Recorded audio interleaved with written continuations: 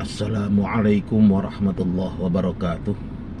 Bismillah, alhamdulillah, Allahumma sholli wa sallim ala sayyidina Muhammad wa ala ali sayyidina Muhammad, amma ba'du. Teman-teman semua yang dirahmati Allah subhanahu wa ta'ala, setelah nisfu Sya'ban hingga menjelang Ramadan, di kita terutama Indonesia ada beberapa adat.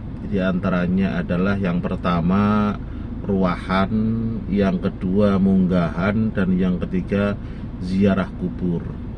Kenapa saya bilang adat? Karena terkait dengan waktu. Sebenarnya kalau mau dilihat isinya, ini kapanpun saja boleh dan bagus. Akan tetapi memang sebagian orang kita karena satu dua hal terkait dengan kesempatan dan yang lain sebagainya, akhirnya mereka melaksanakannya adalah antara nisfu Sya'ban dan menjelang Ramadan.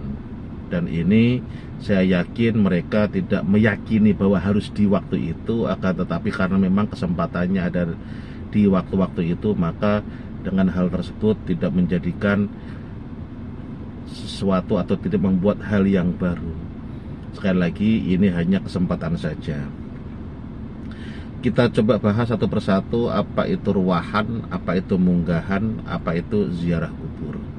Teman-teman semua yang dirahmati Allah subhanahu wa ta'ala, ruwahan adalah bahasa kita yang dari kata arwah, yaitu beberapa ruh atau jamak dari kata ruh. Yang dimaksudkan adalah mendoakan para arwah yang telah berpulang ke rahmatullah subhanahu wa ta'ala. Kenapa kita mendoakan beliau-beliau semua, Pak Ustadz? Karena memang sudah menjadi tradisi kita orang Timur, setiap akan mendapatkan kenikmatan, setiap akan bersenang-senang, maka kita selalu ingat beliau-beliau semuanya yang telah mendahului kita. Contoh, ketika seseorang akan nikahan, dia akan membuat acara tahlilan.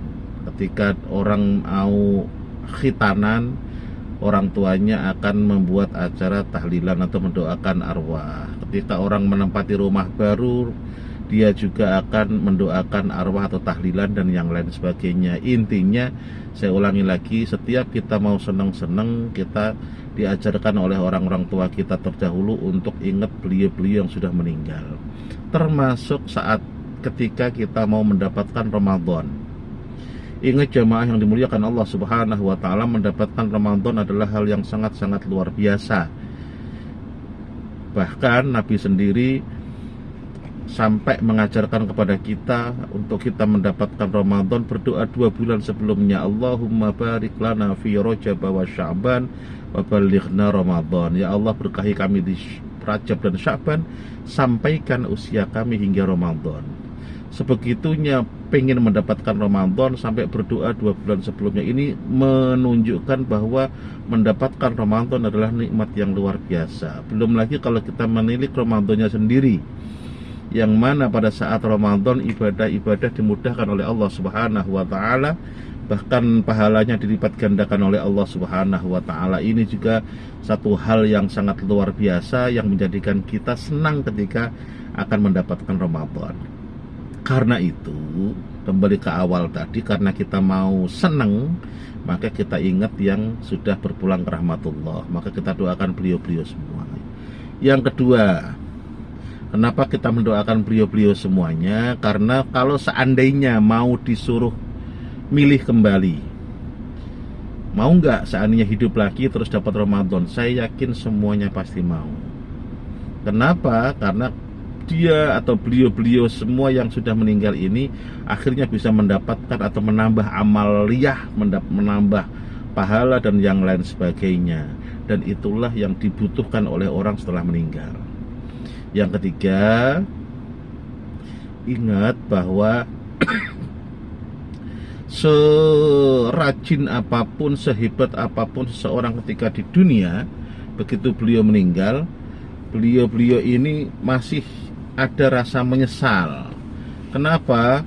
Bagi orang yang amaliyahnya kurang, pasti menyesal, kenapa dulu amaliyah saya kurang. Tapi bagi orang yang amaliyahnya sudah banyak, beliau pun akan tetap menyesal. Kenapa kok dulu saya nggak lebih maksimal lagi?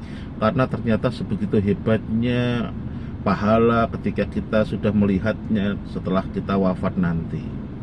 Maka jamaah yang dimuliakan Allah Subhanahu wa taala, doa-doa kita yang kita panjatkan untuk beliau, dengan kita dahului dengan pembacaan surah Yasin, tahlil, tazkir, dan yang lain sebagainya, itu adalah sangat-sangat dibutuhkan oleh beliau. Ingat, ketika seseorang sudah mendapatkan doa dari yang masih hidup, apalagi dari orang-orang tercintanya, maka kanat ahabbu ilaihi minat dunya wa ma fiha, doa tersebut bagi yang telah meninggal sangat-sangat lebih dicintai daripada kita kasih dunia seisinya. Kenapa? Sudah nggak ngaruh dunia seisinya buat beliau-beliau ini.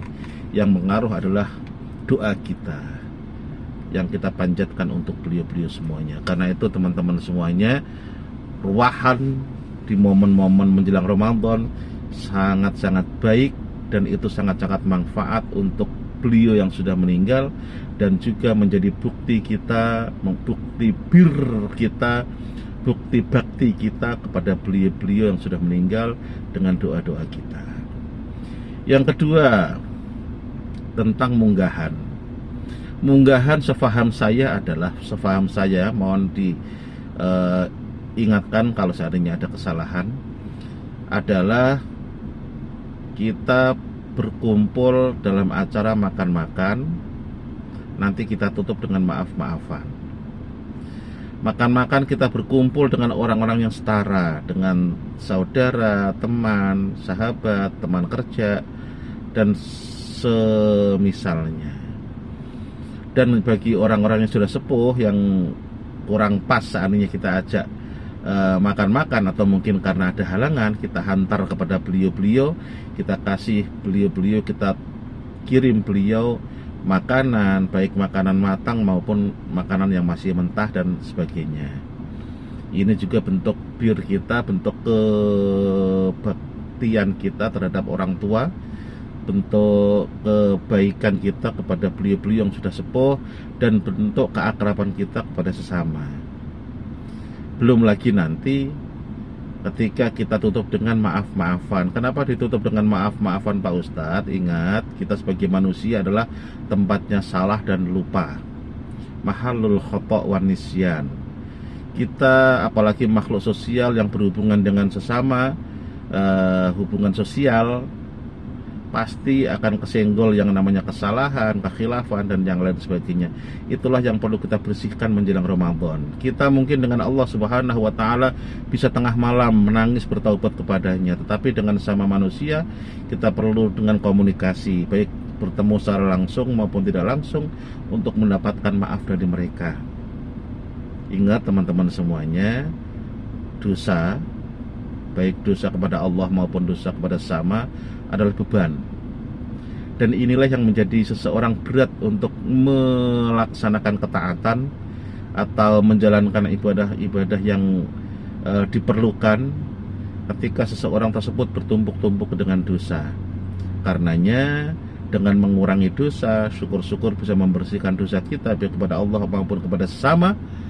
Berharap kepada Allah Subhanahu wa taala begitu masuk Ramadan nanti kita enteng untuk melakukan ketaatan kepada Allah Subhanahu wa taala, dan itulah yang kita harapkan agar kita bisa maksimal mendapatkan fadilah dan hikmah dari Ramadan. Yang ketiga adalah ziarah kubur. Ada ungkapan orang-orang ketika dikasih masukan tentang ziarah kubur, kata mereka, berdoa dari rumah juga sampai. Iya, jawabannya, berdoa dari rumah, dari manapun yang kita doakan untuk ahli kubur sampai dan manfaat. Akan tetapi jamaah yang dimuliakan Allah Subhanahu wa taala, bedanya adalah tentang rasa. Kalau kita analogikan dengan kehidupan kita, kita kasih contoh saja, seandainya kita punya anak, kita tinggal di Jakarta, punya anak yang kerja di Bandung, seandainya punya anak dua-duanya sukses kerjanya di sana, gajinya besar. Setiap bulan seandainya kita dikirim, setiap anak mengirim, maaf ini contoh saja, setiap anak mengirim 10 juta seandainya.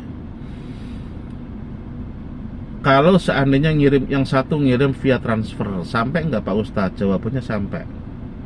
Transfer antar bank zaman sekarang, dari Bandung ke Jakarta, sampai, nggak usah hitungan menit, hitungan detik juga sudah sampai. Itu kiriman.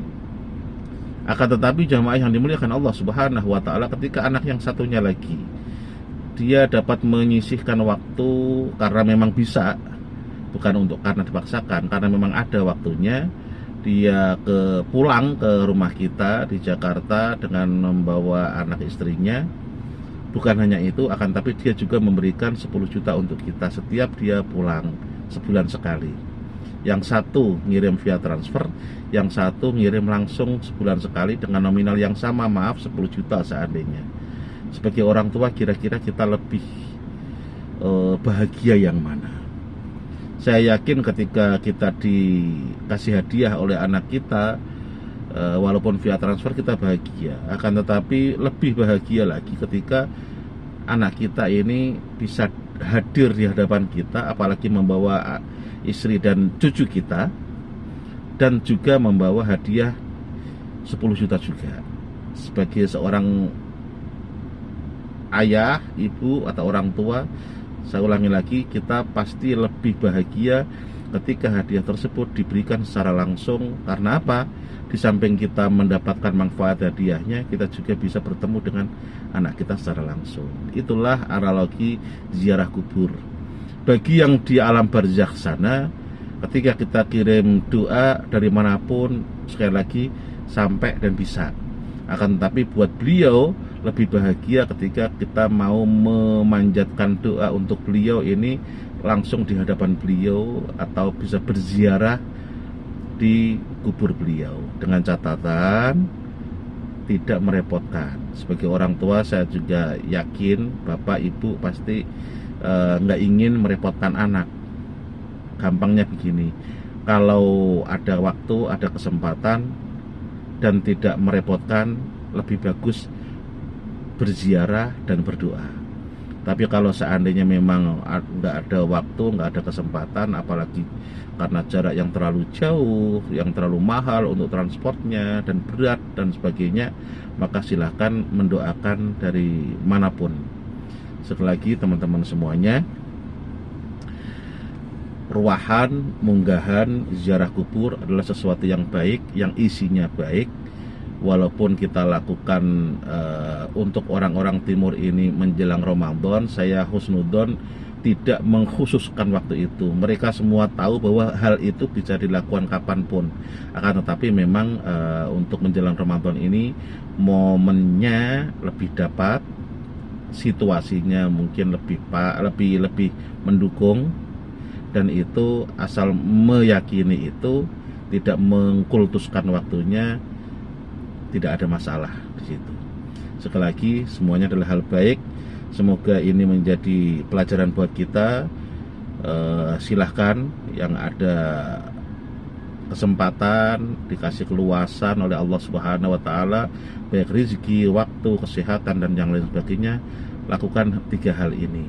Semoga kita mendapatkan kebaikan dari Allah Subhanahu wa Ta'ala, dan ditulis menjadi orang-orang yang berbakti kepada orang tua, berbakti kepada guru-guru kita, yang kita doakan, yang kita beri hadiah, dan manfaat untuk sesama, baik saudara, teman, sahabat, dan yang lain sebagainya. Sekali lagi, wallahu taufiq wal hidayah. Wassalamualaikum warahmatullahi wabarakatuh.